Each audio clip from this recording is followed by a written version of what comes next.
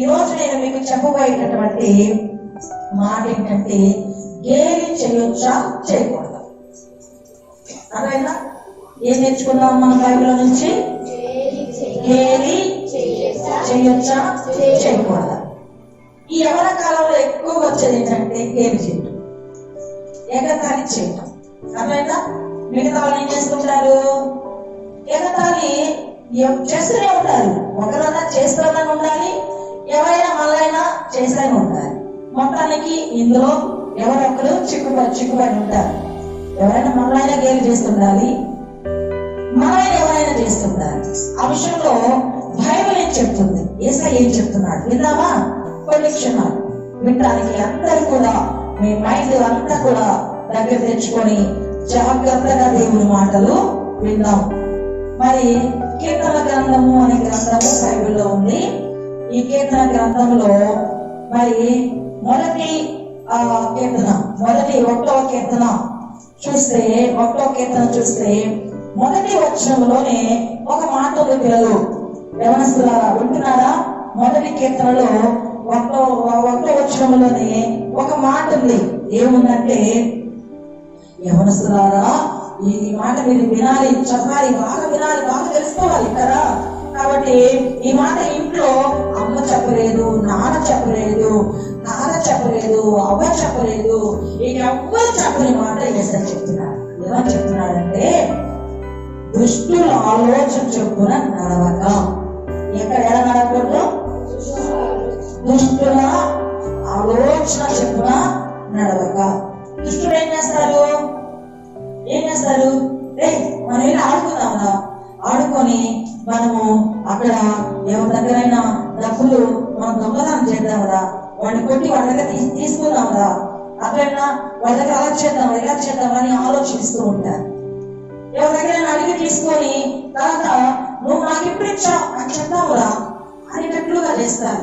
మన వస్తువులు కొంతమంది మనం ఇష్టంగా సరే ఈ కమ్మలు పెట్టుకో అని ఇస్తాము, తర్వాత నువ్వు నాకు ఎప్పుడు ఇచ్చావు అని అడిగే వాళ్ళు కూడా ఉన్నారు.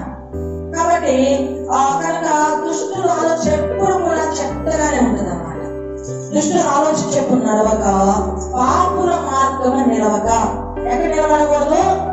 పాపులు ఎప్పుడు ఒకరిని గిచ్చుదామా, కొరుకుదామా, వాళ్ళని మనం మెంటల్ గా టార్చర్ చేద్దామా అనుకునే వాళ్ళ మార్గంలో మనం నిలబడకూడదు.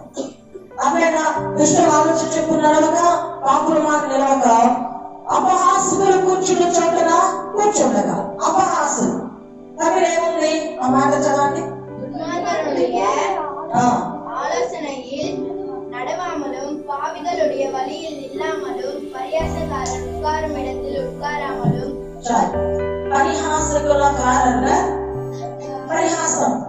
అక్కడ తమిళ ఏమన్నారు? పరిహాసం. ఇక మీకు అర్థమైనట్టు చెప్పాలంటే గేలి. అదేనా? కనుక పరిహాసకులు కొంతమంది నవ్వుకుండా కూర్చుంటారు. నేను ఎగతాలు చేసుకుంటా, ఆ అక్కని ఎగతాలు చేసుకుంటా, ఈ అక్కని ఎగతాలు చేసుకుంటా, ఇలా కూర్చుంటారు. అయితే వీళ్ళలో ఎవరైతే చేరకుండా ఉంటారు, దుష్టులు ఆలోచన చెప్పుకుని ఎవరైతే నడవకుండా, పాపుల మార్గం నిలబడకుండా, అపహాసులు కూర్చోకుండా ఎవరంతా ఉంటారో వాళ్ళు ధన్యులు అంట. వాళ్ళు ఏమంటారు బైబిల్? ధన్యులు. అర్థమైందా? వాళ్ళు ఎవరవుతారు? ధన్యులు, భాగ్యవంతులు అని దేవుని వాక్యము తెలియజేస్తూ ఉంది. మనం ధన్యులు ఉన్నామా వద్దా? ధన్యులు ఉండాలంటే మనం ఎవరిని ఎగతాళి చేయకూడదు. కాబట్టి ప్రియమైన దేవునిలారా, దేవుని పరిశుద్ధ సన్నిధానంలో మనము ఎవరిని ఎగతాళి చేయకూడదు అని బైబిల్ మనకు చెప్తుంది. కొన్ని మంచి ఎగతాళి చేయడం కూడా ఉంది కొంత. అదేనా? వాళ్ళ అబ్బాయి వచ్చి వాళ్ళ నాన్నలాగా వయసు, వాళ్ళ నాన్నలాగా అనగానే గబగబ మమ్మీ బయటకు వచ్చి ఎవరా మాట్లాడిందంటే నేనేమో మాట్లాడింది అని అంటారు. అనగానే మీ నాన్నలాగా భలే మాట్లాడేవారు నువ్వు అదేనా అని మరి మాట్లాడేవారు. అనగానే అమ్మా నువ్వు త్వరగా వచ్చి ఏమైనా అన్నం పెట్టమా అనగానే అమ్మాయి పరిగెత్తుకుని వచ్చి మా ఆయన వచ్చాడేమో అనుకోవచ్చు. కాకపోతే అక్కడ అందరూ ఉంటారు. అదేనా? కాబట్టి దేవుని యొక్క సన్నిధానంలో, దేవుని యొక్క పరిశుద్ధ సన్నిధిలో అందరూ నా వైపు చూడటం. ఏ ఏం లేదు.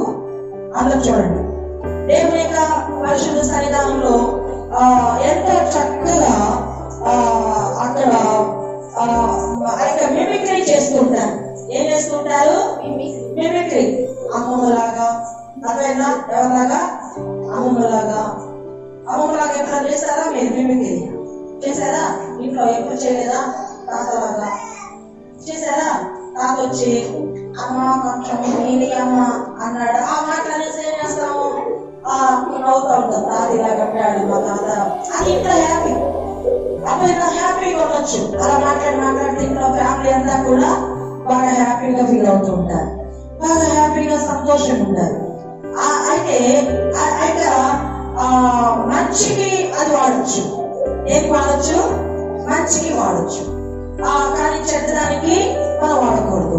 కాబట్టి దేవుని యొక్క సన్నిధానంలో మరి పరిశుద్ధ గ్రంథంలో ఆది కాండము 21వ అధ్యాయము 9వ వచనంలో, ఆది కాండము 21వ అధ్యాయము 9వ వచనంలో ఇక్కడ అబ్రహాము గారికి ఇద్దరు భార్యలు ఉన్నారు. ఇద్దరు భార్యలు ఉంటే చిన్న భార్య హగర్కి ఒక కొడుకు ఉన్నాడు. ఆ కొడుకు పేరు ఇస్మాయేలు. ఈ యొక్క కొడుకు ఇస్మాయేలు పెద్ద భార్య అయినటువంటి శారా కొడుకు ఇస్సాకుని ఎగతాళి చేశాడు అనమాట. అర్థమైనా? కాబట్టి అంటే అన్నదమ్ములు వాళ్ళిద్దరు. అన్న ఏం చేస్తున్నాడు? తమ్ముడిని ఎగతాళి చేస్తున్నాడు. చూడండి 21వ అధ్యాయం 9వ వచనంలో, అప్పుడు అబ్రహామునకు ఐగుప్తు రాలైన హగరు కనిన కుమారుడు పరిహసించుట శారా చూచి, ఈ దాసుని దీని కుమారుడు వెలగొట్టుము, ఈ దాసుని కుమారుడు నా కుమారుడు ఇస్సాకుతో వారసుడుని అబ్రహాముతో చెప్పాడు. అప్పుడైనా అన్న ఏం చేస్తున్నాడు? తమ్ముడిని ఏకతాళి చేస్తున్నాడు. ఏ సొట్ట పొగలోడా, లేకపోతే ఇంకేం ఏకతాళి చేస్తారు? ఏ ఆకలేదురా నీకు, ఏ కర్రోడా, చాలా లేటుగా పుట్టినోడా, ఏదో ఏకతాళి అన్నమాట. అలా గేలిచ్చాడు. అలా గేలి చేసి ఉండటం వల్ల ఆ యొక్క ఇస్సాకు వాళ్ళ అమ్మ చూసి వెంటనే వాళ్ళ నాన్నకి కంప్లైంట్ ఇచ్చింది అనమాట. చూడు వీడు ఎలా ఎగతాళి చేస్తున్నాడు, ఇంట్లో వచ్చి వెళ్ళగొట్టేసాయి అని చెప్తుంది. కనుక ఎగతాళి చేయటం అనేది బైబిల్లో ఉంది. ఎలా దేవుడు చేయకూడదు, ఎవరు చేయాలి అనేది బైబిల్లో ఉంది. ఎగతాళి చేయొచ్చా చేయకూడదంటే దాన్ని మంచి ఉపయోగించవచ్చు, అదేవిధంగా మంచిదానికి ఉపయోగించవచ్చు. కానీ ఎవరైనా బాధపడే విధంగా మనము ఉండనే కూడదు. అదేవిధంగా 37వ అధ్యాయం ఆది కాండం 37వ అధ్యాయం 19-20 వచ్చాం చూడండి. ఆది కాండము 37వ అధ్యాయము 19-20 వచ్చినారు. వారు ఇదిగో ఈ కలలు కనవాడు వచ్చుచున్నాడు. యోసేపుని వాళ్ళ అన్నోళ్ళు ఏమని పిలుస్తున్నారు? కలలు కనేవాడు వస్తున్నాడా అని ఎగతాళి చేస్తూ ఉన్నారు. అదైనా అన్నయ్య కర్మని ఎగతాళి చేస్తున్నట్లుగా మనం చూస్తూ ఉన్నాం. ప్రియమైన దేవుని బిడ్డలారా, ఎగతాళి అనేది మనము మంచి ఆలోచన వరకుగా ఉండొచ్చు. అది మీరు ఇతరులను బాధపరిచినట్టుగా ఉంటే మనము ఎగతాళి చేయకూడదు. అది దేవుని బిడ్డలైన వారికి తగదు. కనుక సాధారణంగా ఏ విషయాలు గేలి చేస్తారో మనం చూద్దామా? సాధారణంగా ఏ విషయాలు గేలి చేస్తారో మనం చూస్తే నెంబర్ 1, శరీర రూపాన్ని చూసి, శరీరాన్ని ఆ యొక్క ఆ బాడీని చూసి ఏం చేస్తారు? అమ్మా ఎంత లావురా బాబు అని చెప్పి బండ పాప అని పిలుస్తారు. ఏం పేరు పిలుస్తారు? లేదంటే బరిది ఆ పిల్ల ఒక పేరు ఉంటుంది కదా, ఆ పేరు పెట్టుకోవద్దు. ఏమంటారు? బరిది. ఒక అపహాస్యం, ఒక దేవుని మీద అపహాస్యం చేస్తే దేవునికి కోపం వచ్చేస్తారు అన్నమాట. కాబట్టి బరిని అబ్బాయి పేరు కానీ బరోడా ఇట్రారా పెద్దోడా ఇట్రారా అని పిలిచారు అనుకో, బాధ వస్తా లేదా? మనకి లాభం ఉన్న వాళ్ళని అలా పిలిస్తే బాధ వస్తుందా లేదా? ఎలా వచ్చింది బాధ? ఎక్కడ వచ్చింది బాధ చెప్పండి? గుండెల్లో వచ్చేస్తుంది. అప్పుడైనా నన్ను బర్రి అన్నారు అని శరీర రూపాన్ని బట్టి ఒక గేలి. అలా గేలి చేయడం అనేది ఆ దేవుని సన్నిధానానికి ఎంత మాత్రం కూడా ఇష్టం ఉండదు. దేవుడికి అస్సలు ఇష్టం ఉండదు అన్నమాట. దేవుడు చాలా బాధపడతాడు.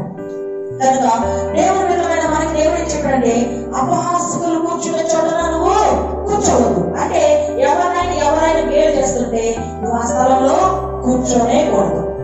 ఒకవేళ ఆ గేలు చేయబడ్డ వాళ్ళు బాధపడి పోలీస్ కేసు పెట్టారనుకో, వాళ్ళలో కూర్చొని నిన్ను కూడా ఏం చేస్తారు పోలీసు వాళ్ళు తీసుకెళ్ళిపోతారు. కాబట్టి మనము ఆ యొక్క గేలుకి మనము గురి కాకూడదు. కొంతమంది కళ్ళను చూసి గేలు చేస్తారు. కొంతమంది కళ్ళు ఎలా ఉంటాయి, కళ్ళు లావుగా ఉంటాయి, పెద్ద గుడ్లుగా పెద్ద గుడ్లు ఉంటాయి. అదేనా కోడి గుడ్లు కలదానా, అదేనా ఏమంటారు గుడ్ల గొప్ప కలదానా, గుడ్ల గొప్ప కలద ఎంత దొరుకుతుందో చూడు కదా, అదొక గేలు చేస్తూ ఉంటారు. అవేనా నువ్వు గేలు చేసినంత మాత్రాన ఒక కళ్ళు చిన్న అయిపోయా బాగైపోతాయా కావు కదా, బాధ పెట్టడం ఎందుకు మనం. కనుక అలాగే మనము ఎగతాళి చేయకూడదు. అదేనా కనుక ఎవరైనా పొట్టిగా ఉన్నారనుకో, పొట్టిగా వస్తుంది, పొట్టిపిల్ల పొట్టిపిల్ల పొట్టోడు పొట్టోడు పొట్టోడు పొట్టోడు, అదేనా పొట్టోడు అన్న పొట్టోడు రే ఒక పొడుగు పెరగలేవు కదా పొట్టోడా నువ్వు కూర్చోడానికి అందదు. కానీ ఇలా ఎగతాళి చేస్తూ ఉంటాం. ఎగతాళి చేస్తే వాళ్ళకి హృదయంలో బాధ వస్తుంది లేదా. ఒకళ్ళు నవ్వుకోవాలి తప్ప నువ్వు ఎవరైనా అంటున్నావు నవ్వుకునేది మంచిది. వాళ్ళు నవ్వుకోకుండా బాధపడుతున్నారంటే ఆ గేలు అనేది మనము చేయకూడదు. అది యేసయ్యకి ఇష్టము లేదు. న్యాయ తీర్పులోకి వచ్చేస్తాం. కాబట్టి పొడుగ్గా ఉంటారు ఒకరు, పొడుగ్గా అందరికంటే పొడుగ్గా ఉంటుంది. పొడుగ్గా ఉంటే వామో ఎంత పొడుగ్గా ఉందో ఎంత పొడుగ్గా ఉందో అని చెప్పి ఏం పేరు పెడతారు, లంబా పోస్టు ఏం పెడతారు అంతా కెట్టవానా నెట్టవాన్ తమిళనా నెట్టవాన్ అంట. నెట్టవాన్ నెట్టవనే అంటారా. ఇంకా కొడుకు వాకి ఏం పేరు పెడతారు చెప్పండి, మీకు తెలుసు కదా. వటకం, అమ్మో వటకమా, ఒంటె. కొడుకు నాలుగే పేరు ఒంటె, వటకం. వటకం మనిషే కదా, వటకం అంటే ఎంత ఫీల్ అవుతారు వాళ్ళు. గుర్రం, అమ్మో గుర్రం అంట. ఇంకా చీపురా, గాడిద, వటక జీవి,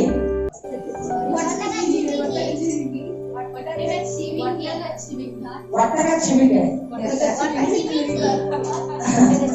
ఏదో నాకు అర్థం కాదు చెప్పేది అర్థంగా. కాబట్టి అయితే శరీరానికి తగినట్లుగా కొంతమంది కళ్ళు ఇలా ఉంటాయి. వాళ్ళు ఏమంటారు మెల్లగా అంటారా, వాళ్ళు కనబడుతుంది ఏమంటారు గుడ్డు వస్తుంది గుడ్డు వస్తుంది. ఒక అబ్బాయికి మారేస్తున్నా లేదా, అబ్బాయికి మారేస్తున్నా లేదా. కొంతమంది ఇలా నాకులాగా కళ్ళద్దాలు పెట్టుకుంటారు. వాళ్ళు ఏమంటారు చాలా గుడ్డు వస్తుందా, ఏమంటారు సోడా బుద్ధి. అమ్మో సోడా బుద్ధి, సోడా బుద్ధి వస్తుందా, సోడా బుద్ధి వస్తున్నారు అంటే వాళ్ళ హృదయం ఏమైంది మారేస్తున్నా లేదా. ఒకరిని బాధ పెట్టి మనము సంతోషంగా మనం ఉండలేదు అదేనా. కాబట్టి కొంతమంది తల వెంట్రుకలు ఉండవు, తల హెయిర్ ఉండదు.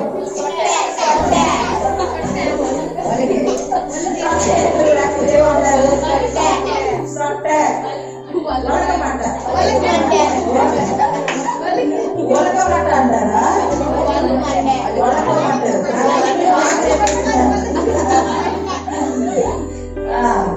ఒలకమంట కొంచెం ఇక్కడ నాకెట్లా ఉంటుంది అనమాట. శరీరంలో ఉండవు. అవేనా వయసు కాకుండా కొంతమందికి అలా ఉంటాయి, ఇంటినే రావు తల్లో. అదైనా కొంతమందికి ఎంపికలు ఉంటాయి కానీ సన్నగా ఉంటాయి, ఉంటాయి కానీ సన్నగా ఉంటాయి. వాళ్ళు ఏమంటారు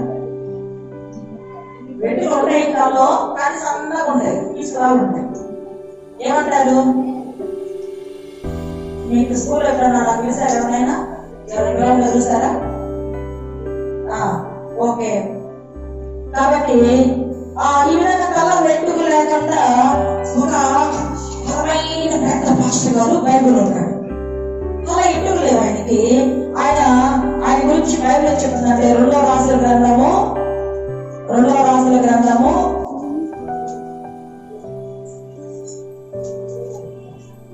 అధ్యాయము 23వ వచనం చూడండి. అసలు ఎట్టులే ఉండవు ఆయనకి. 2వ రాజుల గ్రంథము 2వ అధ్యాయము 23వ వచనం. అక్కడ నుండి అతడు బేతేలునకు ఎక్కి వెళ్ళెను. అతడు త్రోవను పోవచ్చుండగా బాలురు పట్టణముల నుండి వచ్చి బోడివాడ ఎక్కిబొమ్మని అతని అపహాసము చేయగా, అదేనా పిల్లలు ఏం చేస్తున్నారు? పాస్టర్ గారిని చూసి ఎంత ప్రవక్త అయినా పాస్టర్ గారిని చూసి ఏమన్నాడు? పిల్లలు తలకి ఎక్కిద లేకపోతే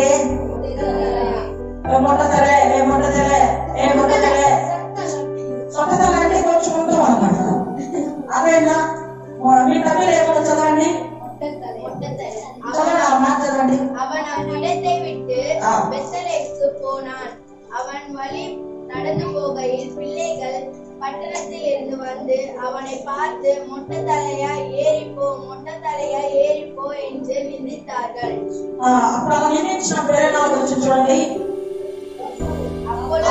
அப்பொழுது அவன் திரும்பி அவர்களை பார்த்து கர்த்தரின் நாமத்திலே அவர்களை சபித்தான். உடனே காட்டில் இருந்து 2 கரடிகள் புறப்பட்டு வந்து அவர்களில் 42 பிள்ளைகளை பீறி போட்டது. అదేనా దైవ సేవకులను ఎగతాళి చేస్తే, గేలి చేస్తే, పెద్దవాళ్ళు గేలి చేస్తే, వాళ్ళు రూపాన్ని బట్టి గేలి చేస్తే వాళ్ళు వెంటనే థ్యాంక్స్ బాబు, మమ్మల్ని బాగా చెప్పావు అంటారా?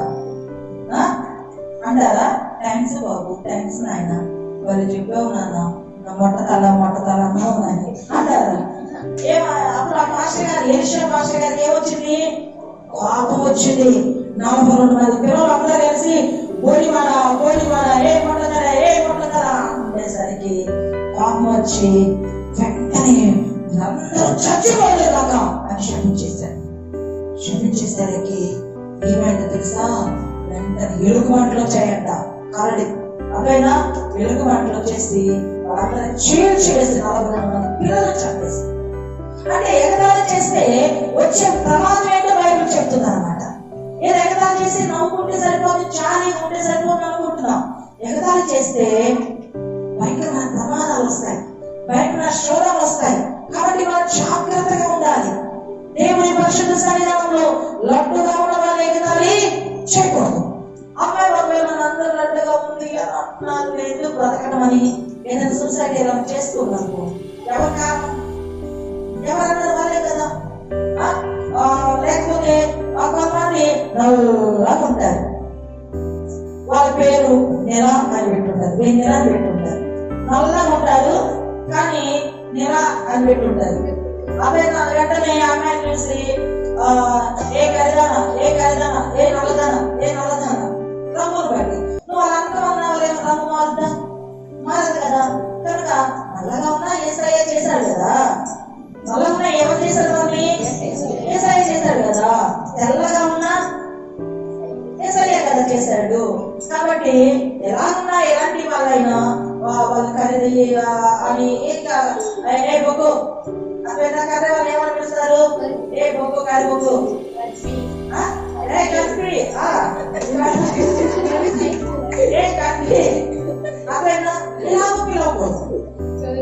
ఏ సైడ్ దగ్గర వచ్చిన మీరు ఎప్పుడు ఇలాంటి బ్యాచ్ ఉండకూడదు. ఎగతాళి చేసే వాళ్ళ బ్యాచ్ ఉండనే కూడదు. అవేనా? కాబట్టి ఆ మాస్టర్ గారికి బాగా కోపం వచ్చేసి ఏం చేశారు? ఒకసారిగా దైవ శాఖల నుంచి ఆశీర్వాదం రావాలి కానీ శాఖ ఉండకూడదు. కాబట్టి ఫస్ట్ పాయింట్ ఏంటి? శరీర ఆకృతిని బట్టి వారు ఏం చేయకూడదు? గేలి చేయకూడదు. రెండవది టాలెంట్ ని బట్టి.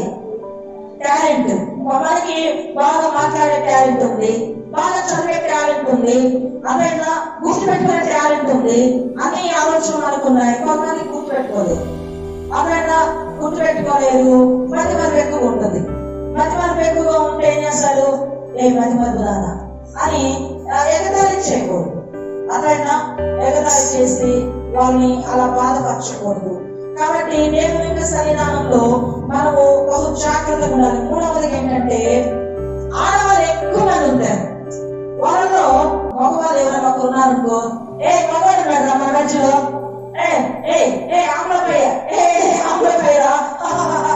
ఆమ్లపైరా అబ్బాయిరా అని అనగానే వాళ్ళు ఏం చేస్తారు? సిగ్గుపడతారా లేదా? సిగ్గుపడతారు.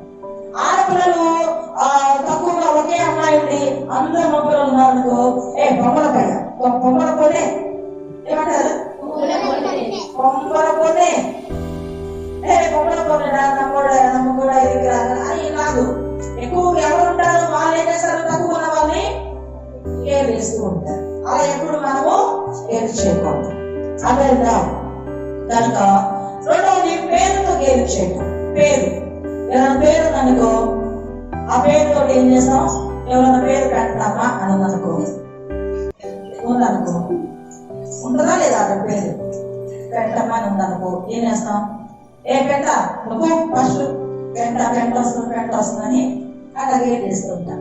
పేరును బట్టి రకరకాలుగా మనము కేర్ చేసేటటువంటి స్థితిలో మనము ఉండనేయకూడదు.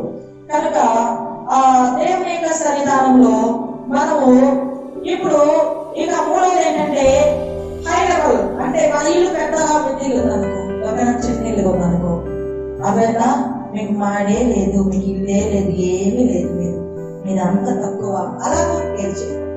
అదేనా మన బెడ్రూమ్ ఉండొచ్చు, కిచెన్ ఉండొచ్చు, అన్ని బాగుండొచ్చు, కొంతమంది అలా ఉండలేకపోవచ్చు. అదేనా మీ నాన్న మంచి గవర్నమెంట్ ఎంప్లాయీ కావచ్చు, అలా రిక్ష తొక్కునేవాడే కావచ్చు, అలా కేర్ చేయకూడదు. అదేనా స్కూల్లో పిల్లలు ఎంతమంది ఉన్నా కూడా వాళ్ళని ఏం చేయాలి? అందరము ప్రేమించి అందరూ ఏం చేయాలి? మనము ఇష్టపడాలి. అదేనా సామెతల గ్రంథము 17వ అధ్యాయం 5వ వచనం చూద్దామా? నీతిమంతులుగా 17వ అధ్యాయము 5వ వచనం, 17:5 చూడండి. వేదాలను వెక్కిరించేవాడు వారి సృష్టికర్తను నిందించేవాడు, ఆపదను చూచి సంతోషించేవాడు నిర్దోషిగా ఎంచబడడు. ఎవరిని ఎక్కిరిస్తే దేవుడు కాగలుగుతుంది? తమిళ చదవన మాట,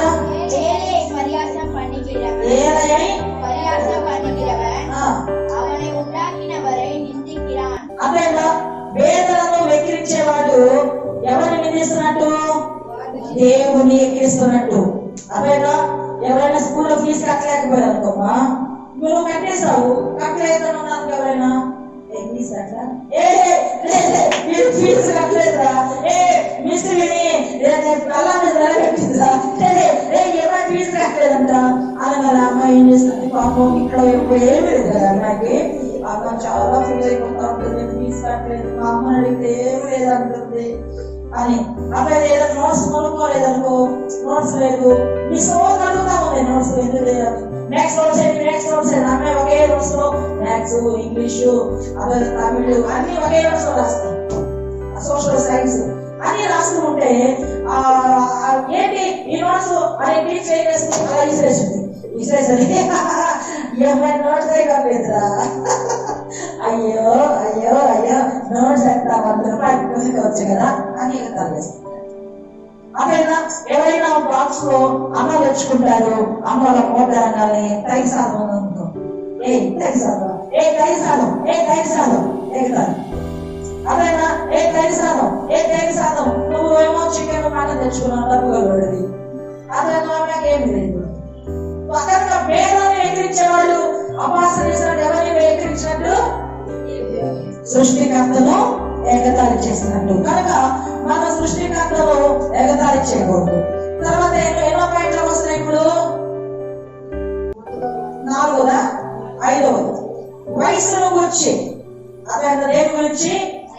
వయసును గురించి. మనకి 14 వయసుదా, ఈమెకి 20 వయసు, ఎందుకో నువ్వు పెద్ద వయసు అని అలా అదైనా. కాబట్టి ఎవరితోనైనా కూడా మన సంతోషంగా మనం ఉండాలి. దేవుని పరిశుద్ధ సన్నిధానంలో సామెతల గ్రంథం 10వ అధ్యాయంలో 17వ వచనంలో ఈ మాటలు చూడండి. సామెతల గ్రంథం 30వ అధ్యాయం 17వ వచనం, 30వ అధ్యాయము 17 వచ్చిన వయసును బట్టి మరి అమ్మ మాట్లాడుతున్నాను అనుకోండి, అమ్మ ఏటా నువ్వు చేసినట్టే నీకేం తెలీదు, అంతా మర్చిపోతావు నీకేం తెలీదు అర్థమైందా. అమ్మ వచ్చి ఏం చేస్తున్నాము మా సెల్ ఫోన్ లో, ఏం చేస్తున్నావు సెల్ ఫోన్ అంటే ఇది నీకు తెలీదు మమ్మీ, ఈ సెల్ ఫోన్ నీకు తెలీదు అర్థమైందా, ఈ ఫేస్బుక్ తెలీదు, ఏమన్నా ఫేస్బుక్ వాట్సాప్ నాకేం తెలుస్తామా అది నీకేం తెలీదు, నా సెల్ అడుగుతుంటావు మమ్మీ ఏం తెలీదు పూర్తి అదైనా టీవీ ఛానల్ పెడుతుంటే మమ్మీకి ఛానల్ కాదు రే మరి సన్ టీవీ ఏ ఛానల్ ఉందరా సన్ టీవీ అనగానే వెంటనే ఏం తెలీదు ముసుదాను డిస్టర్బెన్స్ చేస్తా. నేను ఏదో డిస్కవరీ చూస్తాను కదా, నువ్వు వాళ్ళకి డిస్టర్బెన్స్ చేస్తావు, ఇదిగో 150 వయసును బట్టే కదా అర్థమైందా. ఒకే తెలుగు పెద్దలు రే చిన్నాడా ఇట్లా ఈ ఫోన్ లో నెంబర్ ఏమన్నా చూడాయన బాబాయ్ నెంబరు అనగానే తెలీదు పెట్టదు అని మనం అడుగుతుంటాం. పేరు చెప్పు, బాబాయ్ పేరు ఇస్సాకు నాన్న, ఇస్సాకు ఇదిగో 7 ఉంది గుడ్డోడ 7 ఉంది నన్ను అడుగుతుంటాం. కానీ అలాగే వయసును బట్టి తల్లిదండ్రులు లెక్కతాలు చేయటం. అమ్మమ్మ తాతలు అదేనా అయ్యా నాయన ఇట్లా కర్రీరా లేదా పోతున్నాండి ముసలి కూర్చోవచ్చుగా ఆడిపోతావు వచ్చి ఆ కర్రేసి వచ్చి అడిగేసేసి నాయన మా బాబాయ్ నా మనవాడే అయ్యా ఒక గ్లాస్ మంచి తెచ్చిరా ఈ ముసలానికి ఎప్పుడు తాగి ఒకసారి సాగరా తాగుతూ ఉంటా అని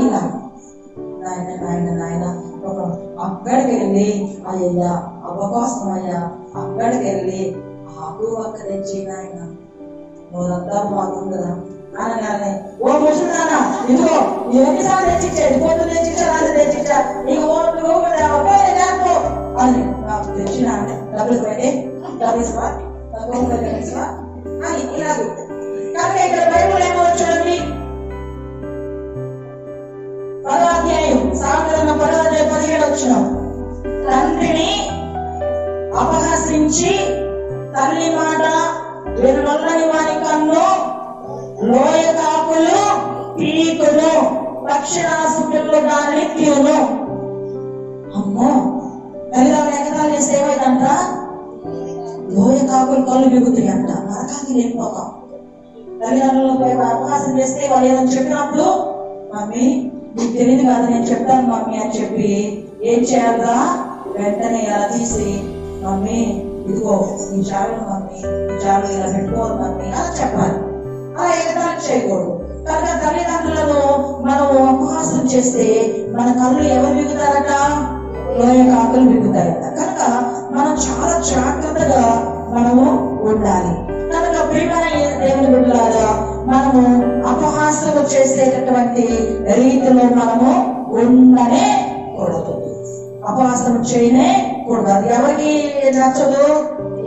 కనుక దేవునికి నచ్చని కార్యం చేయొచ్చా? కాబట్టి దేవుని యొక్క సన్నిధానంలో మనం ఎప్పుడూ కూడా అందరూ సంతోషంగా కొట్టువారైనా ఎగతాళి చేయకూడదు, పొడుగువారైనా ఎగతాళి చేయకూడదు, నల్లగున్నా తెల్లగున్నా వాళ్ళకి ఎంటుగా లేకపోయినా వాళ్ళు ఎలాంటి స్థితిలో ఉన్నా మనం ఎగతాళే చేయకూడదు. యేసయ్యను కూడా ఎగతాళి చేశారా? యేసయ్య మన కోసం ప్రాణం పెట్టి మన పాపముల కోసం ఆయన బాధపడుతూ మనందరి కోసం ఆయన ఒక్కసారిగా సిలువలో చనిపోతూ ఉంటే ఆయన ఏం చేశారా? ఆ ఏరియా వచ్చి కాపాడతాడని చూస్తాడని చెప్పి ఎగతాళి చేశారు.